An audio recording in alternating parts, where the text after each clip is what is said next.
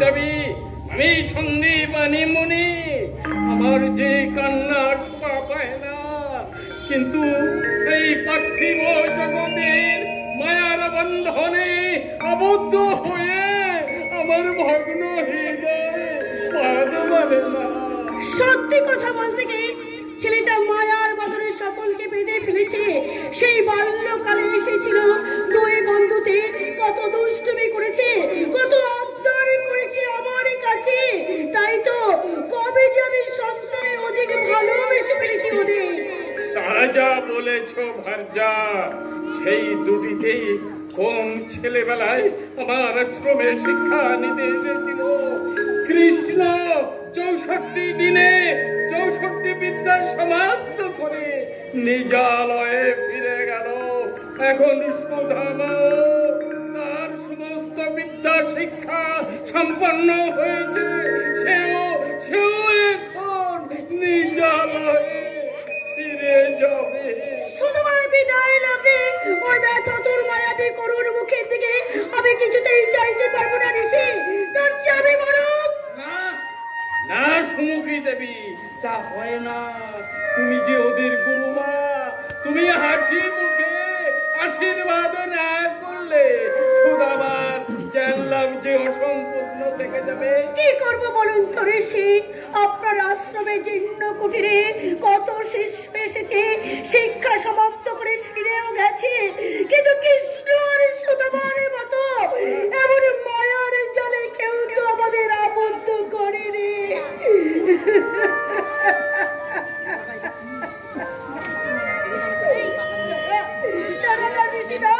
আমি পারবো না, সুদামার মুখের দিকে আমি কিছুতেই চাইতে পারবো না। আমি স্থান পরিত্যাগ করে ঋষি, আমি ওর মুখের দিকে চাইতে পারবো না। ও এক্ষুনি যদি এসে বলে, গুরুমা আমায় বিদায় দাও, বলুন ঋষি বলুন, আমি কেমন করে তাকে বিদায় দেব? আমি পারবো না। প্রণাম গুরুদেব, প্রণাম গুরুমা। ভেতরে আসা আজ্ঞা দান করলে বড় কৃতজ্ঞ হয়েছি। এসো এসো সুধামা, তুমি এসো।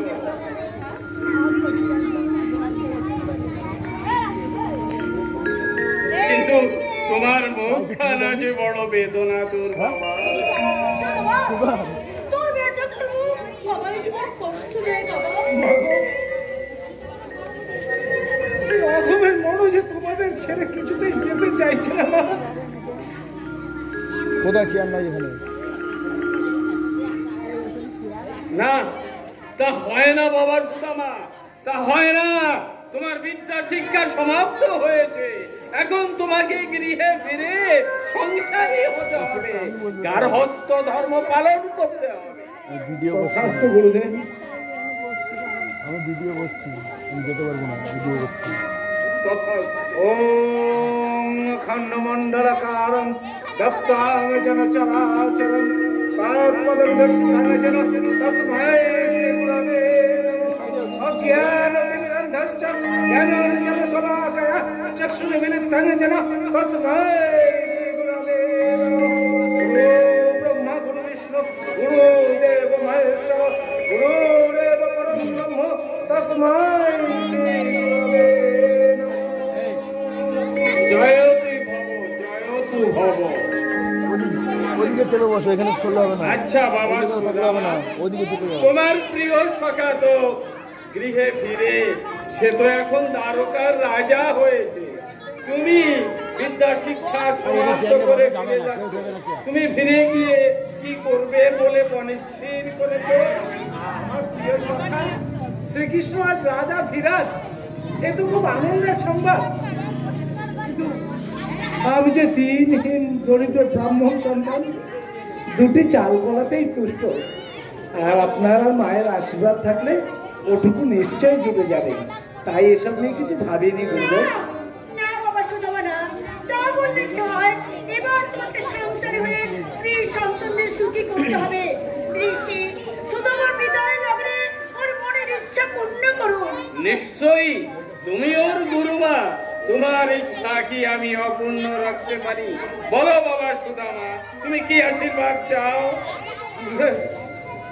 আমায় আপনি এই আশীর্বাদ করুন, আমি যেন আপনাদের যুগল চরণ হতে কোনোদিনও বঞ্চিত না হই, আর আমার প্রাণপ্রিয় সখা শ্রীকৃষ্ণকে যেন কোনো অবস্থাতেই না ভুলি। তথাস্তু, তথাস্তু। জয় গুরুদেব। মাগো, এই বিদায় বেলায় তুমি আমায় হাসি মুখে বিদায় দেবে না ভাব।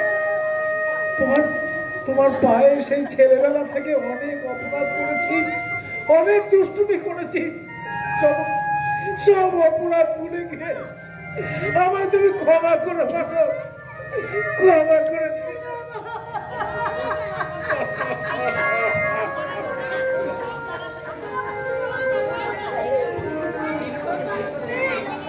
কাঁদিস নে বাবা, কাঁদিস নে। তোর নিষ্পাপ মিষ্টি মুখের কান্না আজ আমি সইতে পারছি না বাবা। গুরুদেব, বিদায় মা।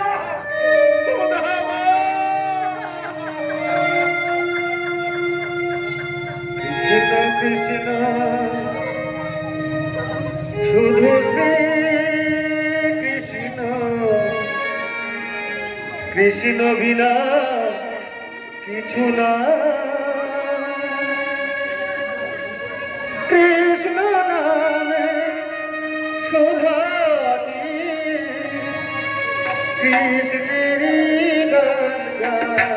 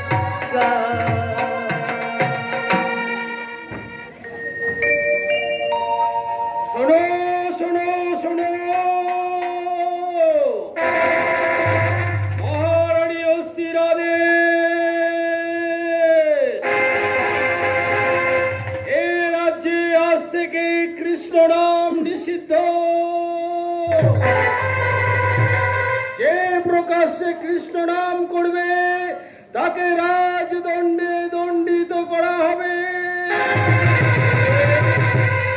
কি সর্বনাশ রাজদূত, এই যে অশুভ সংবাদ। না না, এমন আদেশ কেন দিলেন বংশপত্রী মহারানী অস্তি? আদেশ প্রত্যাহার করুন, প্রত্যাহার করুন। সে ক্ষমতা বা সাধ্য কোনোটাই আমার নেই। আমি হুকুমের দাস, রাজধর্ম পালন করাই আমার কর্তব্য। কিন্তু যিনি রাজা রাজা, অনন্ত ব্রহ্মাণ্ডের যিনি সৃষ্টিকর্তা, তার বিচার সভায় আপনার কর্মের হিসেব আপনাকেই দিতে হবে। অত শত হিসেব করে ক্ষত্রিয়রা চলে না। কিন্তু আমরা যদি প্রকাশ্যে কৃষ্ণ নাম করি, এতে তো মহারানী অস্ত্রের কোনো অস্বস্তি হচ্ছে না, তাহলে কেন এমন আদেশ দিলে? সে তুমি বুঝবে না দীননাথ, তুমি সাদা সিধা সাধু মানুষ। তবু যখন বলছো শোনো, তোমাদের ওই কৃষ্ণ আমাদের মহারানী অস্তির স্বামী মহারাজ কংসকে বধ করেছিল, তাই এতে মহারানীর পিতা মহারাজ জরাসন্ধ অত্যন্ত কুপিত হয়ে আছে, আর তাই তারই পরামর্শে মহারানী অস্তি এমন হিংসা পরায়ণ হয়ে উঠেছে। হ্যাঁ, কিন্তু মহারাজ কংস তো অত্যন্ত অত্যাচারী এবং দুরাচারী ছিলেন।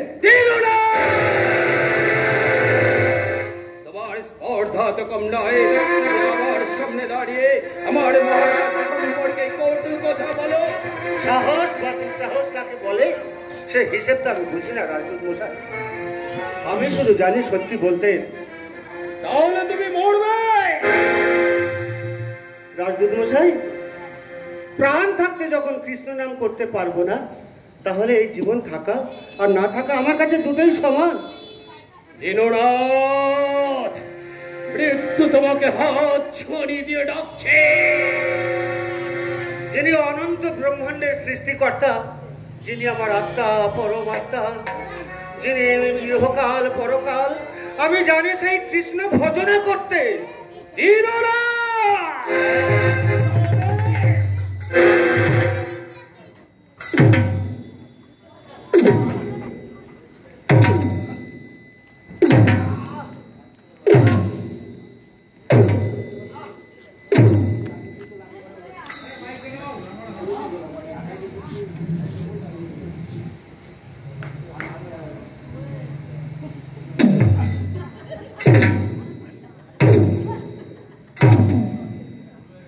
শঙ্খ চক্র গদা পদ্মধারী, এসো হে পরম প্রভু গিরিধারী, এসো হে পরম প্রভু গিরিধারী, তব চরণে শরণাঙ্গত আছে যারা, তবে কেন পায়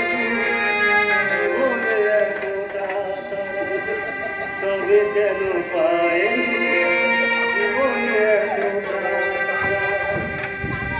শঙ্খ চক্র গদা পদ্মধারী, এসো হে পরম প্রভু গিরিধারী, এসো হে পরম প্রভু গিরিধারী, তব চরণে শরণাঙ্গত আছে যারা, তবে কেন পায় জীবনে এতটা তারা, তবে কেন পায় জীবনে এতটা তারা, তবে কেন পায় জীবনে এতটা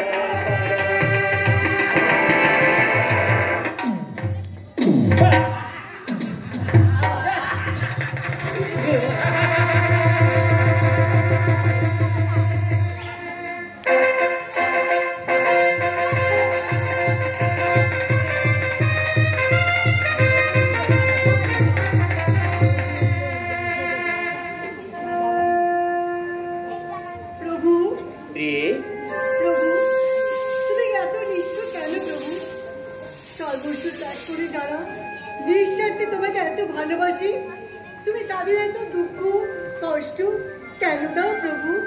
প্রিয় রুক্মিণী, সবই যে জাগতিক জগতের নিয়মেই চলে।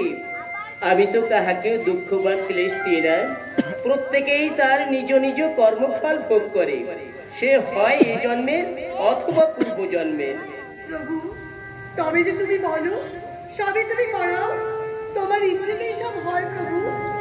রুক্মিণী প্রিয়ে, 84 লক্ষ জন্মের পর সার্থক মানুষ জন্ম পায়, আর এই মানুষ জন্ম পেয়েও মূর্খ মানুষ পার্থিব জগতের মায়ার মোহে পড়ে ষড়রিপুর বশীভূত হয়।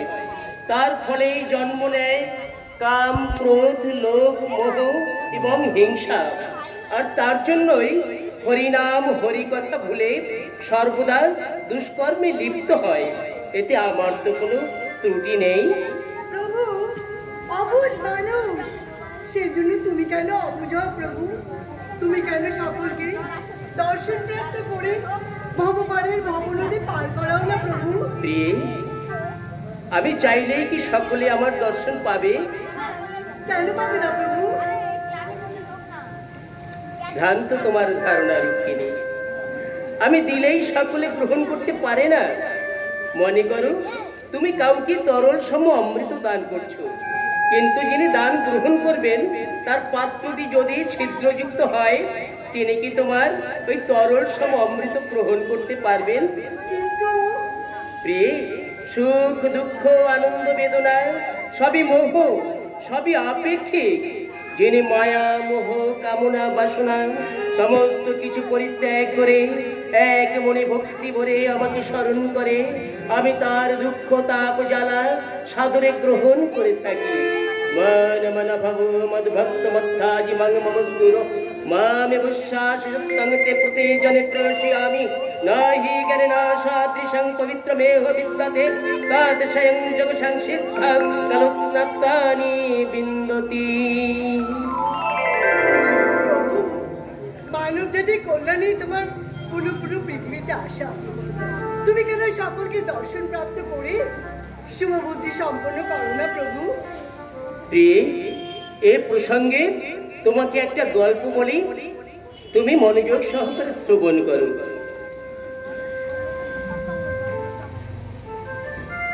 এক দেশে এক কৃষ্ণ ভক্ত প্রজাবৎসল রাজা ছিলেন। তিনি ছিলেন প্রকৃত অর্থে সাত্ত্বিক, নিষ্কাম ভাবে ভক্তি ভরে সর্বদা সাধন ভজনে তিনি ব্রতী থাকতেন। তিনি আমাকে পাবার জন্য ব্যাকুল হয়েছিলেন। অবশেষে সেই রাজার সাধন ভজনে আমি তুষ্ট হয়ে একদিন তাকে দর্শন দিলাম। আমি রাজাকে জিজ্ঞাসা করলাম, ওহে রাজা, বলো তুমি কি চাও? সে বলে, আমি কিচ্ছু চাই না প্রভু, তোমার দর্শনেই আমি পরম আনন্দিত। আমি চাই আমার রাজ্যের সকল প্রজারা একটিবার তোমার দর্শন প্রাপ্ত হোক। আমি রাজাকে বললাম, ওহে রাজা, এই যে বড়ই অসম্ভব। কিন্তু রাজা কিছুতেই শুনতে চায় না। অবশেষে আমি আমার প্রতিশ্রুতি রাখতে রাজাকে বললাম, দেখো রাজা, আমি দর্শন দেব, তবে এখানে নয়, ওই পাহাড়ের চূড়ায়। রাজা আমার কথায় খুশি হয়ে রাজ্যের সকল প্রজাদের জানিয়ে দিল সে কথা, এবং যথা দিনে যথা সময়ে রাজ্যের সকল প্রজাদের সঙ্গে নিয়ে রাজামশাই চললেন শ্রীকৃষ্ণ দর্শনের আশায় সেই পাহাড়ের চূড়ার উদ্দেশ্যে। কিন্তু পথে যেতে যেতে কিছু দূর যেয়ে পথের ধারে সোনার স্তূপ দেখে দলে দলে প্রজারা সেদিকে ধাবিত হলো। রাজা অনেকবার নিষেধ করলেন, বললেন, শোনো শোনো শোনো, ওহে তোমরা একটিবার আমার কথা শোনো। তোমাদের এই ধন সম্পদের চেয়ে কৃষ্ণ ধন দর্শন অনেক বড়, তোমরা সেখানে চলো। কিন্তু রাজা তাদেরকে বোঝাতে ব্যর্থ হলেন, প্রজাদের লোভ সংবরণ করাতে পারলেন না। অবশেষে রাজা ভগ্ন মনোরথ হয়ে বাকি প্রজাদের সঙ্গে নিয়ে চললেন পাহাড়ের চূড়ার উদ্দেশ্যে। আবার কিছু দূর যেতে না যেতেই বাকি প্রজারাও ছুটে চলল একটা মুদ্রার স্তূপ দেখে। রাজামশাই আবার বারণ করলেন যে, শোনো প্রজারা শোনো, তোমরা কেউ যেও না, চলো আমার সঙ্গে শ্রীকৃষ্ণ দর্শনে চলো। লোভ সংবরণ করাতে এবারও রাজামশাই ব্যর্থ হলেন। অগত্যা রাজামশাই ভগ্ন মনোরথ হয়ে শুধুমাত্র রানীমাকে সঙ্গে নিয়ে রাজামশাই চললেন পাহাড়ের চূড়ার উদ্দেশ্যে শ্রীকৃষ্ণ দর্শনের আশায়। আবার পাহাড়ের চূড়ার উদ্দেশ্যে যেতে না যেতেই কিছু দূরে গিয়ে এক হীরার পাহাড় দেখে রানীও আর লোভ সংবরণ করতে পারল না, সেও ছুটে চলল সেই হীরার পাহাড়ের দিকে। অগত্যা রাজামশাই একাই এলেন আমার কাছে। আমি তখন রাজাকে জিজ্ঞাসা করলাম, রাজা তুমি একা কেন? তোমার রাজ্যের সকল প্রজারা কোথায়, রানী কোথায়?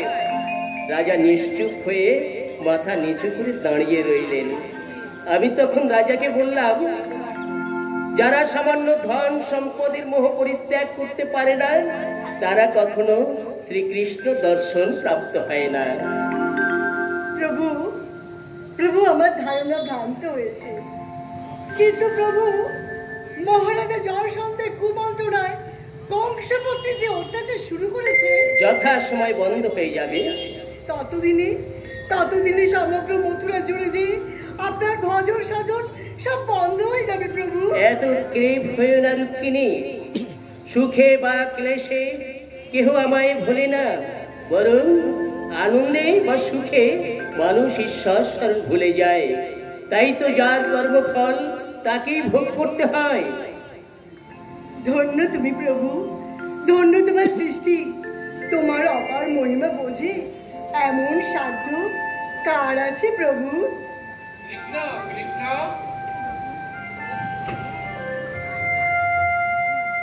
প্রণাম হয় গুরুদেব।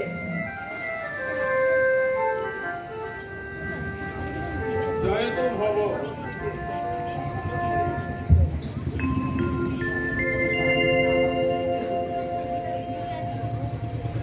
গুরুদেব, আপনি আমায় স্মরণ করে কৃতজ্ঞ করলেন।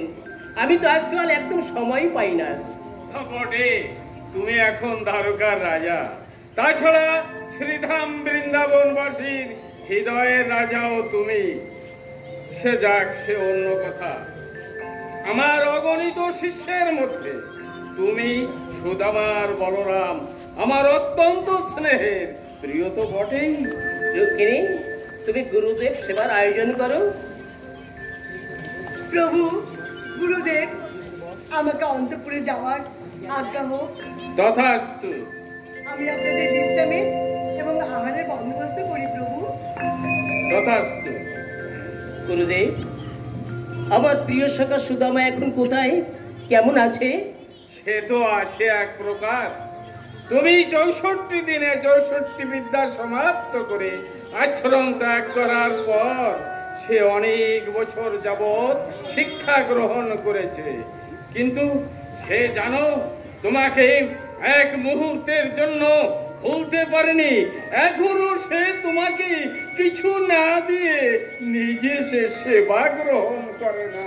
সে আমি জানি, শুধু জানি কেন, আমার অপেক্ষা কেই বা বেশি জানে। আমার তো সখা সুদামার জন্য হৃদয়ে বড় বেদনা হয়। কৃষ্ণ কৃষ্ণ, আজ্ঞা করুন গুরুদেব। অমন বিবর হয়ে কি ভাবছিলে? ছেলেবেলায় সেই দুই বন্ধুতে মিলে দুষ্টমি করার কথা? হ্যাঁ, না মানে বহুদিন বন্ধুকে দেখিনি। আমি তোমাকে চিনতে পারিনি তাই ভেবেছ কৃষ্ণ? না না, আমি ঠিকই তোমায় চিনেছি। যেদিন তুমি আর বলরাম মিলে আমার মৃত সন্তানকেই আমার কাছে ফিরিয়ে দিয়েছিলে, আমি ঠিকই সেই দিন তোমাকে চিনেছি। তুমি যে দয়াল ঠাকুর, তোমার লীলা বোঝে এমন সার্থকার আছে। দয়াল ঠাকুর, তোমার লীলা জীবের বোঝা দায়। দয়াল ঠাকুর, তোমার লীলা জীবের বোঝা দায়। আমার নেই কো শক্তি, নেই কো ভক্তি, জানি না কেমনে তোমায় পাওয়া যায়। দয়াল ঠাকুর, তোমার লীলা জীবের বোঝা দায়।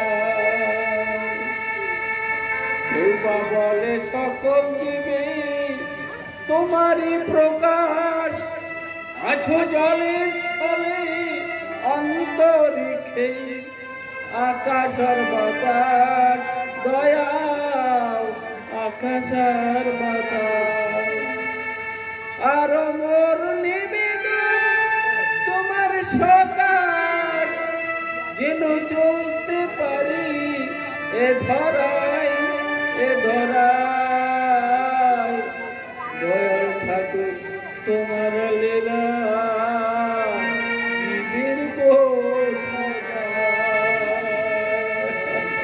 গুরুদেব, গুরুদেব, আপনার নয়ন অশ্রু সিক্ত, তবে কি আমি নিজের অজান্তে আপনার হৃদয়ে কোনো ব্যথা দিয়েছি গুরুদেব? না না, আমি তোমাদের সেই ছেলেবেলার কথা স্মরণ করছিলাম। ও আচ্ছা আচ্ছা, বেশ বেশ। কিন্তু গুরুদেব, গুরুদেব, আমার সখা সুদামার কথা তো শোনা হলো না। তুমি চলে আসার পরে আমি জানি কৃষ্ণ, তুমি সবই জানো, তুমি অন্তর্যামী, তবু তুমি ছলনা করো। হ্যাঁ কৃষ্ণ, সে তার পাঠ সমাপ্ত করে গৃহ ফিরে সে সংসারী হয়ে গার্হস্থ্য ধর্ম পালন করছে। তার ন্যায়, নিষ্ঠা, প্রেম, ভক্তি আমাকে বড় বিচলিত করে, কিন্তু কোনো উপায় নেই। কৃষ্ণ, তুমি সবই জানো, তুমি সবই বোঝো, তবু তুমি আবার ছলনা করো। হ্যাঁ, আমি তো বললাম সে গৃহে ফিরে গার্হস্থ্য ধর্ম পালন করছে।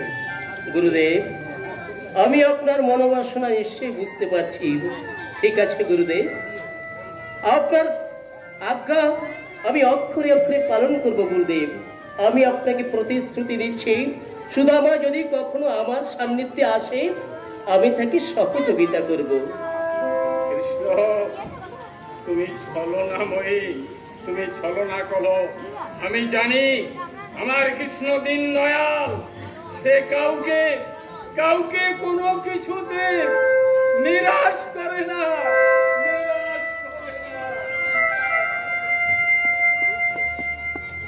তোমার গড়া রবি শশী তারায় অগণন, এ বিশ্ব ব্রহ্মাণ্ড চলে তোমার নিয়ন্ত্রণ, দয়াল তোমার নিয়ন্ত্রণ। আর ঘুরি বিশ্ব ভুবন, তোমার দেখা কেউ না পায়, কেউ না পায়। দয়াল ঠাকুর তোমার লীলা জীবের বোঝা দায়, দয়াল রে।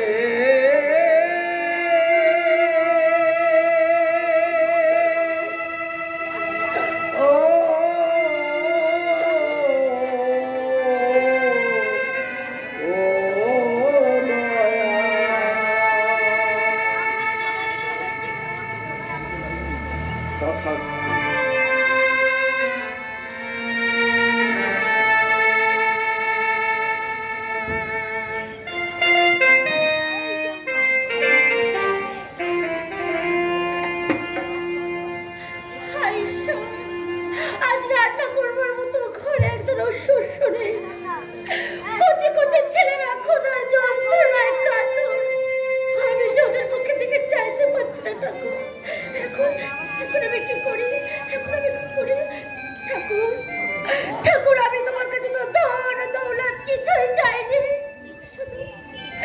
শুধু সন্তানদের ক্ষুধা নিবারণের দুমুঠো অন্ন, তাও কি আমাদের ভাগ্যে নেই? এ তোমার কেমন নিষ্ঠুর পরিহাস ঠাকুর, কেমন নিষ্ঠুর পরিহাস। আমি যদি পাপ করে থাকি তাহলে তুমি আমাকে শাস্তি দাও, কিন্তু কচি কচি নিষ্পাপ সন্তানদের তুমি অনাহারে রাখো না প্রভু, অনাহারে রাখো না, অনাহারে রাখো না।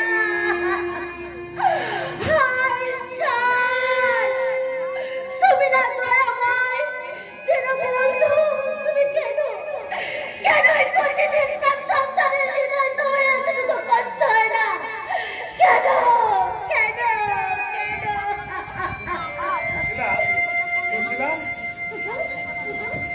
ব্যবস্থা কিছু হলো? দাও না, সন্তানরা খুব কান্নাকাটি করছে, আমি না ওদের কষ্ট সহ্য করতে পারছি না। কি হলো? দাও না, দেখো চুপ করে আছো কেন? গোপাল বোধহয় আজ আমাদের ভাগ্যে অনাহার দান করেছেন, কিন্তু উপায় তো কিছু করতে হবে। কি করবো বলো? আমায় দিয়েছে রাজ্যে কেউ পুজো অর্চনা পাঠ কিছুই করাতে চায় না। তুমি তো শাস্ত্র পণ্ডিত, তুমি তোমাকে দিয়ে কেউ পুজো পাঠ করতে চায় না না? না না না,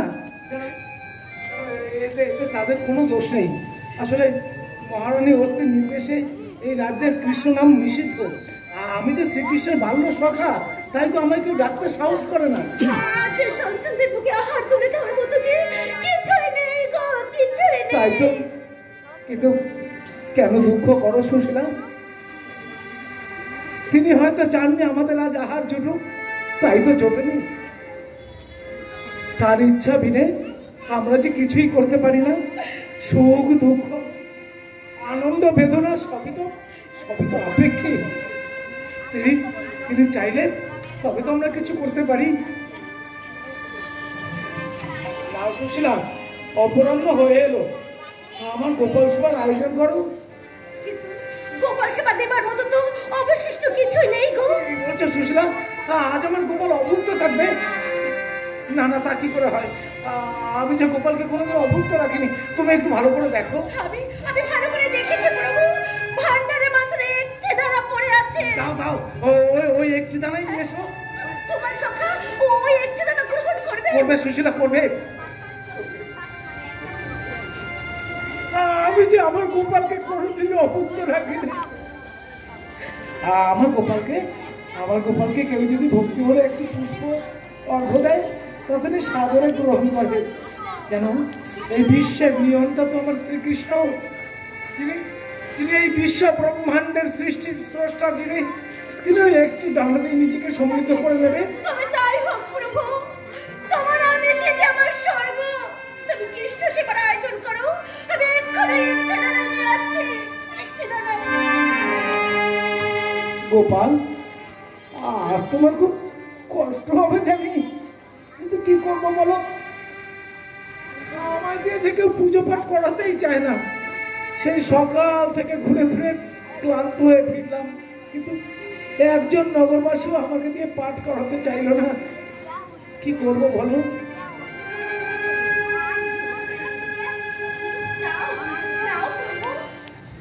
গোপালকে প্রসাদ দাও। দাও সুশীলা, এসো এসো। গোপাল, তুমি সামান্য গ্রহণ করো গোপাল। তুমি ফোটাও বলে ফুটি দয়াও, ঝরাও বলে ঝরি, তুমি হাসাও বলে হাসি, দয়াল কাঁদাও বলে কাঁদি, ফোটাও বলে ফুটি দয়া।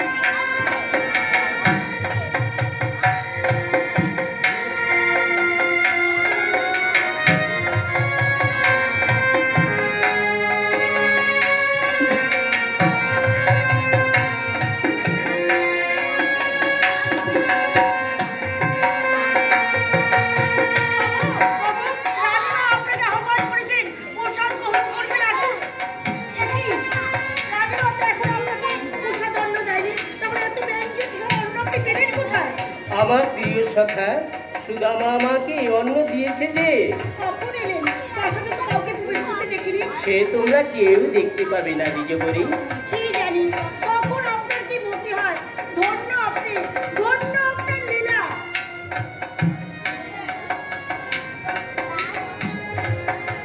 দেখো সুশীলা, দেখো আমার গোপাল কেমন একটি দানাই গ্রহণ করেছে। দেখো তুমি কেন এত নির্দয়, কেন এত নিষ্ঠুর নির্মম? আমি যে মা, মাকে সন্তান আমি যে সইতে পারি না, কিন্তু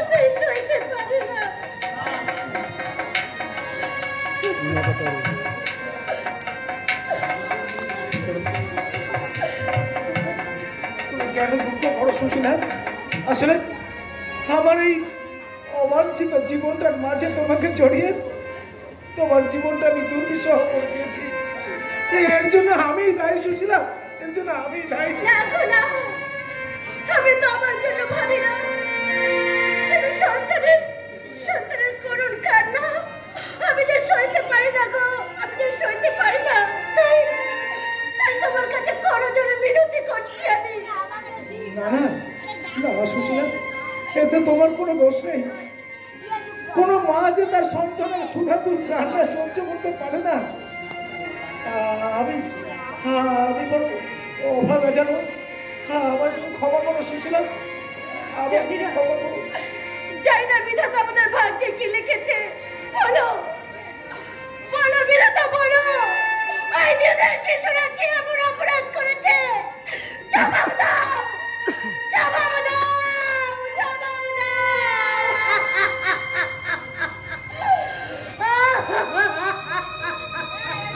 কৃষ্ণ কৃষ্ণ বলে কাঁদে বৃন্দাবনে রাধা, মথুরাতে মাদই গোকুলে মা যশোদা, মথুরাতে মাদই গোকুলে মা যশোদা। কৃষ্ণ কৃষ্ণ বলে কাঁদে বৃন্দাবনে রাধা, মথুরাতে মাদই গোকুলে মা যশোদা, মথুরাতে মাদই গোকুলে মা যশোদা।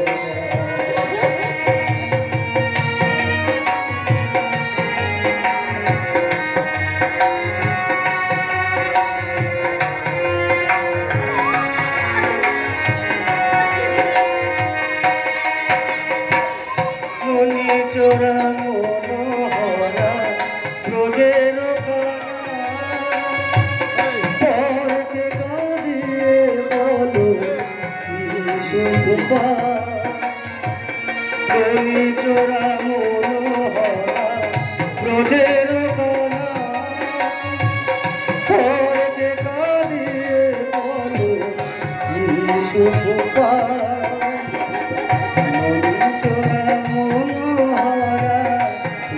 সুবল রাম বলরা রোদের দানা, মথুরাতে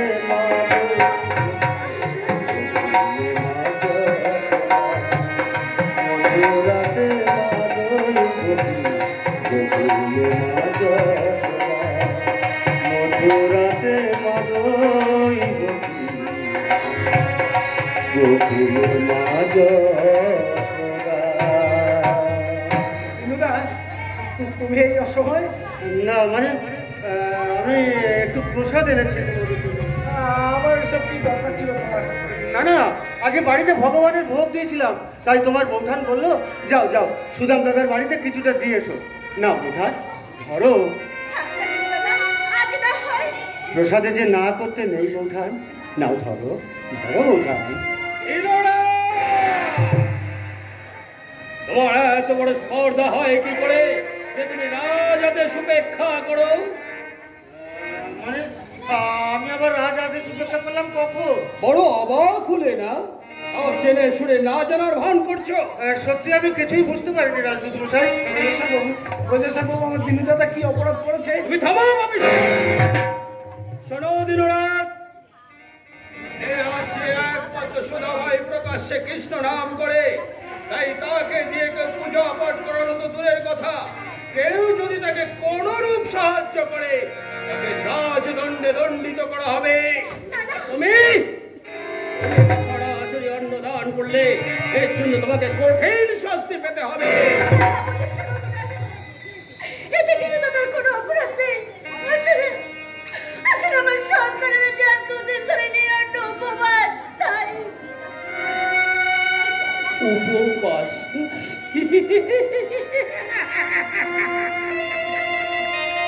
তাহলে হলে উপবাসে না থাকতে হয়, তাই করলেই তো পারো। কিন্তু প্রচেষ্টা বাবু, আমায় ক্ষমা করবেন, আপনাদের রাজ আদেশ মেনে নেওয়ার অর্থ তো শ্রীকৃষ্ণ নাম বন্ধ করার। নিশ্চয়ই, কিন্তু আমি যে আমার প্রাণ থাকতে আমার প্রাণপ্রিয় গোপালকে ভুলতে পারবো না। সুদামা! আমি যেন আমার স্ত্রী পুত্র পরিবার নিয়ে ধীরে ধীরে মৃত্যুর কোলে চলে যাব, তবু আমার কৃষ্ণকে ভুলে যে আমি কিছুতে থাকতে পারবো না। প্রদর্শন বাবু, সুদাম দাদা, সুদাম দাদা, তুমি তুমি বলো তো বিনুদা, বলো তো সুশীলা, গোপাল যে আমার বাল্য বন্ধু, আমার শয়নে স্বপনে নিদ্রা জাগরণে আমার প্রতিটি নিঃশ্বাসে নিঃশ্বাসে মিশে রয়েছে। আমার আত্মায় পরমাত্মায় একাত্ম হয়ে আছে। আমি আমি তাকে কেমন করে ভুলবো বলতে পারো সুশীলা? কেমন করে ভুলবো বলতে পারো বিনুদা? সুদাম দাদা, আমি যে তোমার সহধর্মিনী, না, সুশীলা, তোমার সুখই যে আমার সুখ, তাই আমি তোমাকে হাত জোর করে বিনতি করছি। সুশীলা, না, এই অনুরোধ তুমি আমায় করো না সুশীলা, এই অনুরোধ তুমি করো না। আমি যে আমার গোপালকে ছেড়ে বাঁচতে পারবো না গো, আমি যে আমার গোপালকে ছেড়ে বাঁচতে পারবো না। সুদাম দাদা, এই ছোট্ট ছোট্ট শিশুদের কথা ভেবে অন্তত একটিবার শোনো দীননাথ, সুদামা ভাঙবে তবু মচকাবে না, তাই তোমাকে আমি শেষবারের মতো নিষেধ করে যাচ্ছি। আর যদি কোনোদিন আমি দেখি সুদামার পরিবারকে কোন রূপ সাহায্য করতে, তাহলে তোমাকে কঠিন শাস্তি পেতে হবে। তাও ওই অন্য আমার হতে প্রফেসর বাবু, আমার অবুঝ সন্তানেরা যে দুদিন অনাহারে আছে। প্রফেসর বাবু, এই ছোট্ট ছোট্ট শিশুদের কথা ভেবে অন্তত একটিবার না, ওই বদমাসের সন্তানরা অনাহারে ওর চোখের সামনে তিল তিল করে মৃত্যুর কোলে ঢলে পড়ুক, তবে যদি ওই মৃত্যুর স্বাদ মিটে যায়। সুদাম দাদা, সুদাম দাদা, তুমি কি শুনতে পাচ্ছ? পাচ্ছি দিনুদা, পাচ্ছি, কারণ বিশ্ব নিয়ন্ত্রণ যে আমাকে এখনো বধির করে দেয়নি। তুমি কি দেখতে পাচ্ছ? পাচ্ছি সুশীলা, পাচ্ছি, কারণ এই ভাগ্য অভিনেতা যে আমাকে এখনো অন্ধ করে দেয়নি গো। সুদাম দাদা, সুদামা, আমায় তুমি ক্ষমা করো সুশীলা, যে পিতা সন্তানদের মুখে এক মুঠো অন্ন তুলে দিতে পারে না, সুদাম দাদা, সেই পিতা আমার যোগ্য নয়। তুমি আমায় ক্ষমা করো সুশীলা, আমায় তুমি ক্ষমা করো।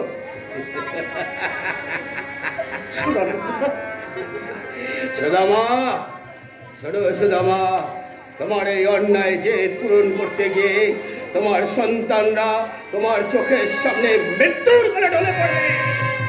হায় ঈশ্বর, এ তুমি কোন অগ্নি পরীক্ষায় ফেললে থাকো? একদিকে আমার সন্তান, আর একদিকে আমার প্রাণ ও প্রিয় সখা গোপাল, মাঝখানে আমি কি কর্তব্য বিমূঢ়ের মতো নেয় তাকিয়ে আছি।